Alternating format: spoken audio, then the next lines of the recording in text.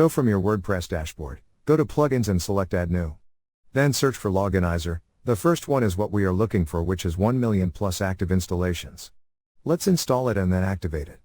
Then go to Loginizer Security from Dashboard panel, and here we get system information, file permission, etc. Then go to Brute Force. Here we have brute force settings with max retries, that is maximum failed attempts allowed before lockout, then lockout time, which is 15 minutes, maximum lockouts are 5, extended lockout, 24 hours after max lockout, then reset retries after 24 hours, and email notification after 0 lockouts, then save changes. Then go to passwordless. Here we have enable passwordless login with email subject, email body, and all these variables. Next we have two-factor auth, which is available with Pro version. Here we have OTP via app and OTP via email, user-defined Q&A, and more. Then we have OTP via email template with email subject, email body, and variables.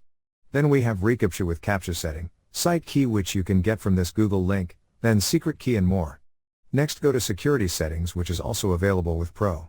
Here we have new login slug, set it blank to reset to the original login URL, which is WP admin. So all these you will get with Loginizer. Thank you for watching. Please proceed to chapter 99. Installing Sucuri plugin. Inside that video, we are going to take a look at how to install Sucuri plugin, step by step. See you in the next tutorial.